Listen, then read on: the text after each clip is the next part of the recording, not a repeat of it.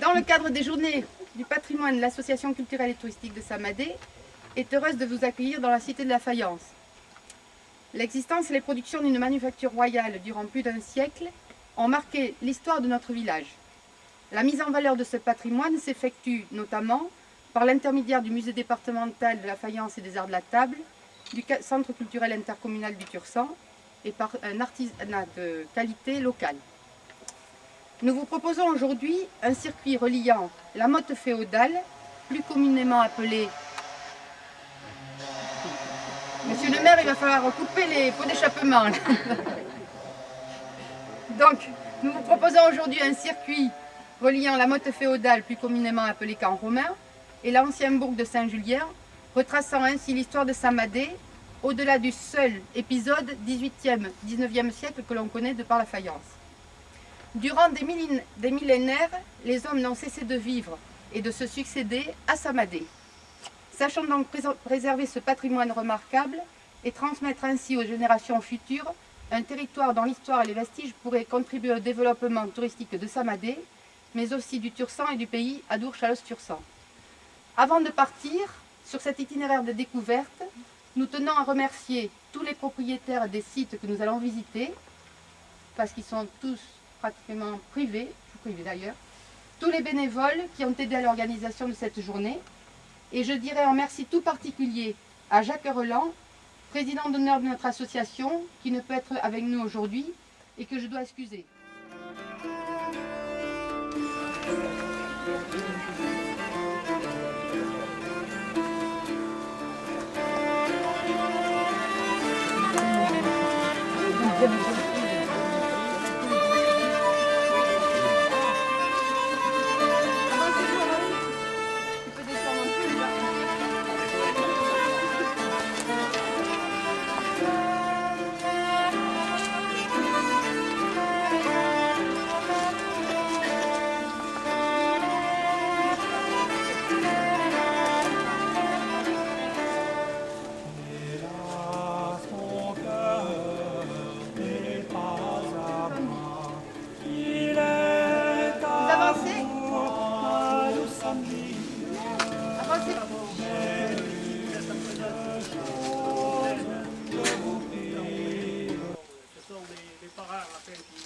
Quand ils l'ont acheté, ils ont découvert elles étaient déjà existantes.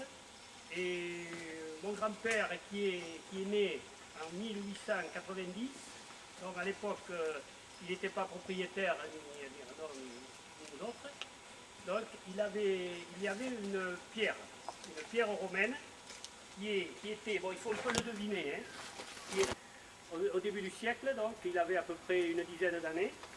C'était ses parents qui lui avaient montré. Il y avait des inscriptions romaines. Et donc cette pierre, après, bon, il était parti là-dedans. Je crois que c'est Jacques qui a regardé un peu à l'intérieur si elle y était, mais bon, apparemment non. Et comme bon, c'est un peu perdu, autrefois, il a fallu quand même pour la déplacer. Mais en fait, c'était une pierre qui avait des inscriptions qui étaient là. Et donc cette fontaine, elle date je présume qu'elle date du camp romain, quoi, parce que les gens étaient comme tous, il fallait boire. Donc, et même là, j'ai secoué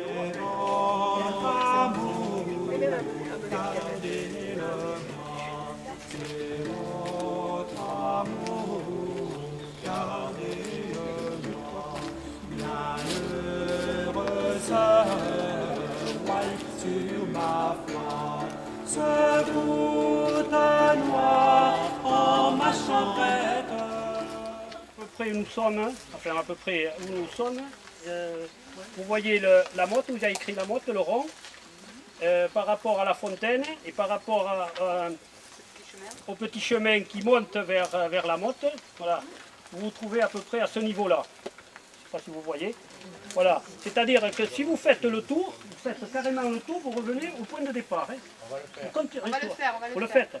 Voilà, et donc là, on peut monter à la motte et c'était un peu c'était là où ils se réfugiaient éventuellement. Il y avait une tour de guet en bois. Voilà. Et Alors, il faut d'abord vous imaginer que le camp romain était nu d'arbres. Il n'y avait pas du tout Voilà. de bois. Ce qui fait qu'ils voyaient très loin. Il n'y avait pas d'arbres. Et c'est ce qui a fait la très bonne conservation du camp.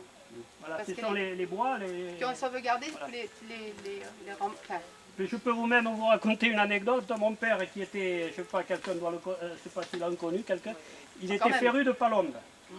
Alors là, un peu plus loin, dans un chêne, il avait fait 2 cabanes sur un chêne, mais pas très haut, hein, il avait fait deux cabanes sur un chêne, et il voyait, depuis ce chêne, il voyait pratiquement, en haut du chêne, je parle. Il était féru avec son père. ah, j'ai cru qu'il a...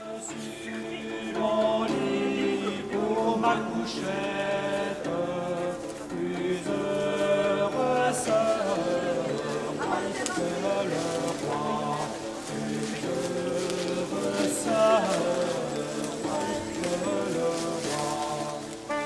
Concernant le tumulus, puisqu'il se situe dans un endroit bien précis par rapport au camp où nous allons accéder tout à l'heure. Alors le tumulus c'est la motte, donc c'est cette espèce de creux que vous voyez là, et finalement il n'est pas très très grand. Alors de forme circulaire, il est toujours, il est au nord-ouest du camp et il surplombe une hauteur de 20 mètres la fontaine qu'il défendait, de laquelle on vient. Et les talus d'accès sont abrupts, certains s'en sont rendus compte, et il s'est levé jusqu'à 13 mètres au-dessus du lit du ruisseau. Alors là se trouvait un fossé circulaire entourant complètement le tumulus d'une profondeur de 2 à 4 mètres. Et le fond va jusqu'à 6 mètres. Parce que chaque fois qu'il y a comme ça une forme arrondie, il y a un talus haut, mais il y a toujours un fossé. Et le fossé, on verra au bord du Moyen-Âge. Voilà, ça se présente à peu près comme ça. Mais on ne peut pas attribuer les mottes au Moyen-Âge. Alors, pour quelle raison? J'en parlerai un petit peu tout à l'heure, vous verrez pourquoi. Alors, par contre, ce tumulus fait partie intégrante du système général du camp. Alors, on peut dire que dans le pays, seul un autre camp, qui est situé à Bielle, existe de même nature que celui-ci. C'est ce qui fait, c'est ce qui donne le caractère exceptionnel à ce camp de Samadé. Pourtant, dans le pays, et notamment dans la région, les ouvrages qu'on appelle des ouvrages de castramétation sont très nombreux. Donc ça veut dire qu'il y a 2 exemplaires seulement comme celui-ci. Voilà. Alors, tout à l'heure, on se posera la question de savoir pourquoi le général ou l'ingénieur militaire qui a tracé le camp de Samadé a placé le tumulus à cet endroit. Mais il faudra d'abord qu'on explique un peu ce qu'est le camp romain et donc là vous situez où est ce tumulus et cette motte. Voilà.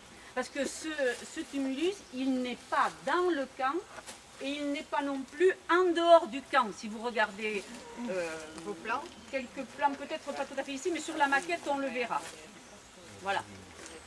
Et la motte, elle forme un peu comme une verrue et il semble qu'elle ait été édifiée par les ouvriers du camp sans amoindrir sa défense par la construction de la motte.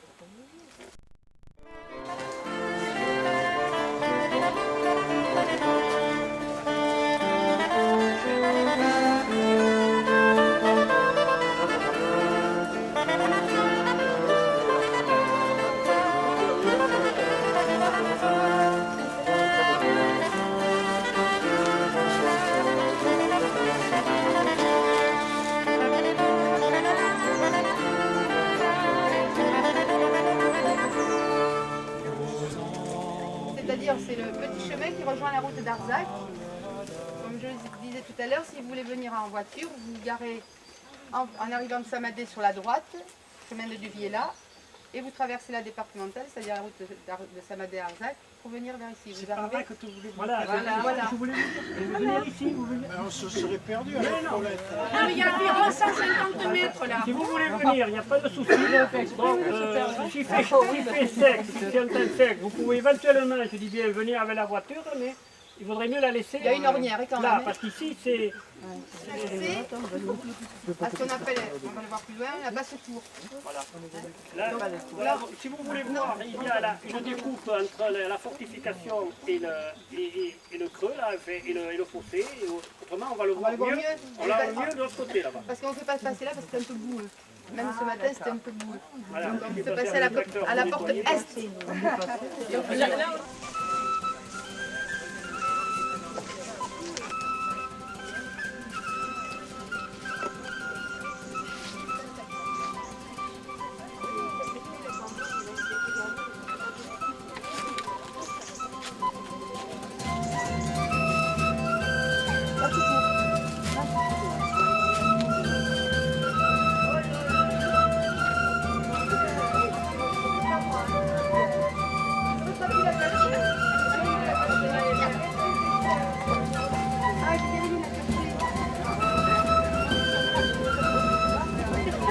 ça le problème.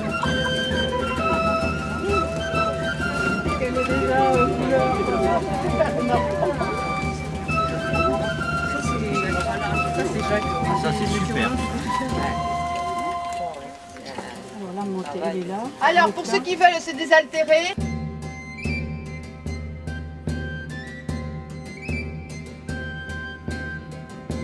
Ici a été réalisé par Jacques Relan, qui, comme l'a dit Monique, n'a pas pu venir aujourd'hui et Dieu sait s'il a marqué beaucoup d'intérêt pour le village de Samadé. Par donc tous ses travaux, maquettes, réalisations et bien d'autres dossiers auxquels on peut accéder, notamment par le site de Samadé. Enfin, il y a quelques dossiers vraiment qui sont une vraie merveille et qui ont été évoqués notamment lorsque l'an dernier il y a eu les journées de Borda et il avait l'occasion de la société de Borda, il avait l'occasion de présenter le travail qu'il avait réalisé.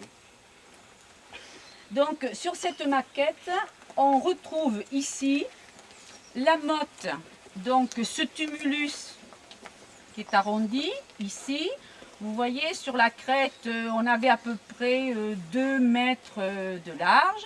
On a dit une circonférence de 188,5 mètres. Donc on a fait le tour de la motte. Vous voyez que le ruisseau se trouve en bas. En réalité, il y a 2 ruisseaux. Et ensuite, donc, on a fait le tour de la motte, on est ressorti et on a pris cette direction. Donc le camp romain, le voilà. C'est tout ça. Et on est entré par une porte. Alors, comme vous voyez, évidemment, c'était nu. Et là, c'est arboré. Et c'est justement parce que c'est arboré qu'il est aussi bien conservé. Ensuite, on voit qu'il y a le ruisseau qui se rejoigne. Et ensuite, on va vers le site de Saint-Julien, vers lequel on ira tout à l'heure. En réalité, il y a 500 mètres, vous voyez, jusque là-bas. Alors, les travaux de base donc, sont ceux qui ont été réalisés par Marcelin de Giancarro. Donc je l'ai dit, c'était fin 19e, hein, puisqu'il est décédé en 1907. Et il a trouvé ici à Samadé un site vraiment remarquable. Alors, et donc ça fait 8, octo 8. Les octogénaires, ce sont les papis et les mamies qui ont 80 ans. Alors, octo, donc... il n'y en a pas ici. Il n'y en a pas. Oh, quand il y a que 2. Alors, donc c'était une forme octogonale. Alors, mais un octogone irrégulier avec une particularité plus grande largeur, donc qui serait à peu près ici, ça fait 120 mètres. Ce qui fait à peu près 2 hectares au total si on inclut les talus intérieurs et le chemin de crête.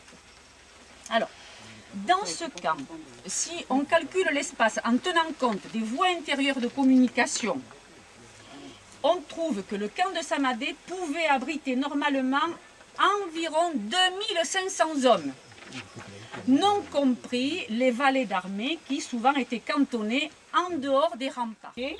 Pour la bonne raison qu'on n'a pas trouvé d'outillage de l'époque. Et en général, ce sont les outils qui permettent de dater les constructions et autres. Mais M. de Giancarro pense qu'on peut situer l'époque de construction au néolithique, qui est en effet l'époque de construction des camps retranchés et à l'âge des métaux, dans lequel les hommes vivaient également dans des camps. Donc, pour donner une date, pour ceux qui connaissent l'histoire, et tous les autres d'ailleurs, le néolithique se situe entre 7000 et 2500 ans avant notre ère. Donc ça peut être très ancien. On a dit première forme de groupement collectif des individus. Alors, entouré de ruisseaux qui forment des défenses naturelles, règne donc un fossé dont la profondeur moyenne au niveau du sol extérieur est de 2 mètres, mesurée perpendiculairement. Alors, c'est la profondeur actuelle, la position défensive. Et la règle était de ménager sur les pentes naturelles des talus assez raides pour ralentir et fatiguer les assaillants. Voilà, alors ça c'est le camp. Alors on a parlé tout à l'heure de portes, et tout à l'heure on a vu la porte sud, mais ce n'est pas celle que nous avons prise. Alors, ces portes, ce sont effectivement des ouvertures actuelles qui donnaient accès à l'intérieur du camp. Alors elles étaient au nombre de 3, certaines disent 4. En tout cas, celle du nord semble être la seule à ne pas avoir subi de modification. C'est pour ça qu'il n'est pas souhaitable d'identifier ces portes et de dire c'est la porte sud, etc. Parce qu'elles ont bougé de place. Hein, voilà, donc sauf la porte nord.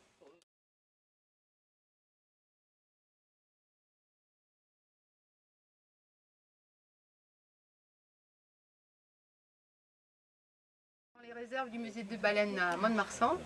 Et moi, je peux faire une demande de façon à ce qu'avec la communauté de communes, la commune de Saint-Madé, on puisse peut-être un jour organiser une exposition au centre culturel, pourquoi pas, de tous ces outils et de tous ces ustensiles qui nous permettraient de mieux comprendre. Il faut dire aussi que ça n'est pas exposé, ça. Je viens de le dire. Ah pardon, Pitou, excusez-moi.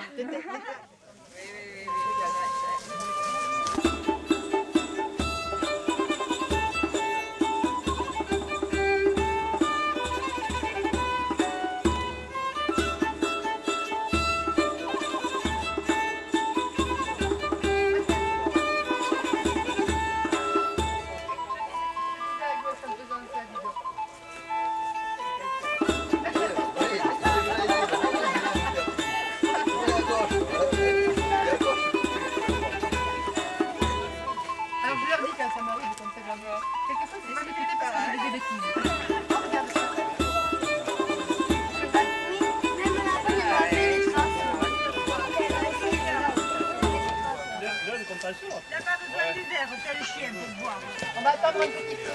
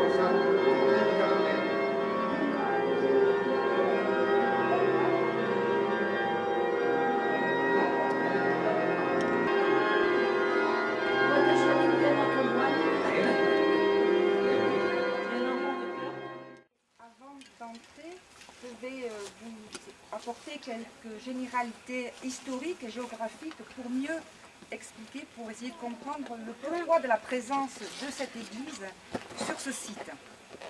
Alors nous sommes sur le plateau de Saint-Julien et c'est là qu'on a vu naître une floraison d'églises romanes. Alors, au départ, les églises romanes, c'était de simples camps. On les appelle d'ailleurs les églises grands. Et par la suite, sur les églises à l'ensemble, une superficie de 174 mètres carrés. Alors c'est assez considérable pour l'époque, et ça semble même surdimensionné et disproportionné par rapport à la population locale. Mais on pense qu'en fait, l'église a beaucoup d'importance parce que c'était un lieu de passage incontournable pour les pèlerins qui se rendaient à la source de Saint-Paul, mais également pour les accompagnateurs de l'église de Saint-Jean. C'est ici, c'est le cœur de l'église. On appelle aussi le chevet. Tandis qu'ici, on a cherché à embellir, à décorer, à apporter des éléments. Et en fait, ce chevet, il faut se rappeler que là, nous sommes au ras du précipice. Et donc, ce chevet a justement, on commentera tout de suite après, ce qui est caractéristique de l'art roman, c'est cette frise à vignettes qui court de chapiteau en chapiteau. Nous avons ici encore la base de l'autel avec 2 marches pour y accéder. Sur le mur, des traces de... Donc dans l'abbatiale de Saint-Sevé, on dénombre 150 chapiteaux, dont plus de la moitié sont anciens et datent de l'époque romane. On en compte encore 14 dans la crypte de Saint-Giron à Jetmont, et ici, à Saint-Madé, dans notre ancienne église paroissiale de Saint-Jean.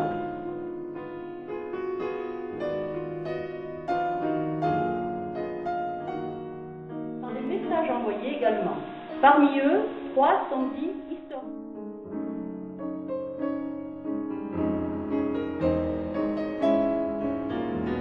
Qui s'exprime aussi avec leur queue enroulée voluptueusement autour du ventre.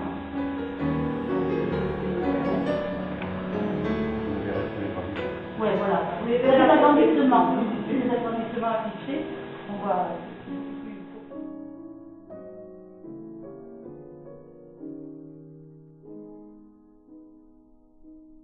Attribué alors le plus souvent un rôle bénéfique tout en ayant un aspect plutôt terrifiant. Chaque année, les dragons défilent chez les Chinois en fête. Dans les réserves de la cathédrale de Metz,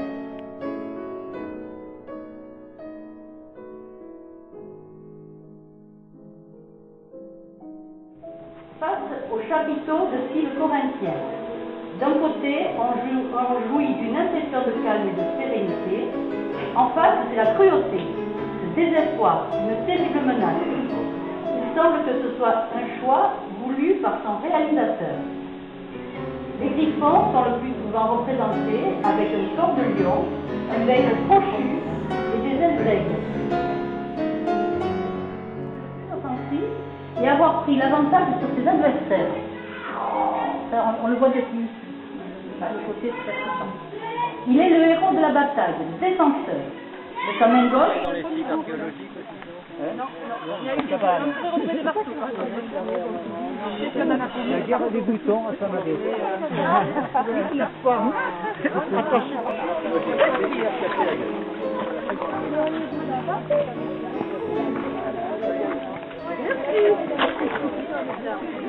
crois que tu en dis si vous connaissez.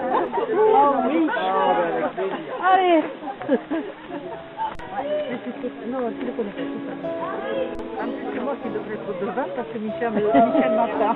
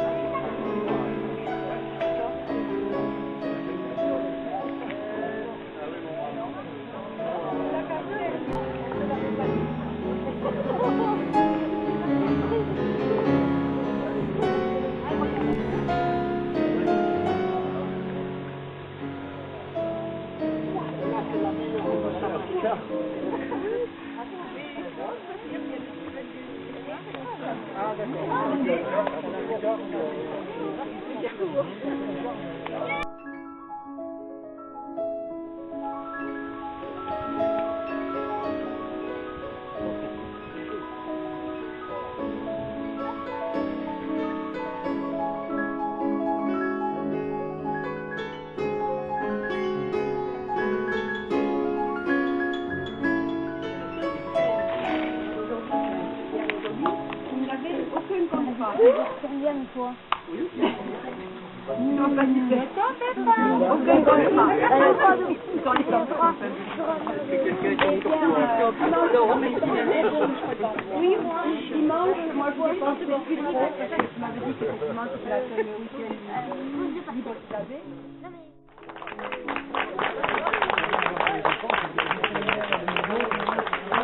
Un Axel Goblet.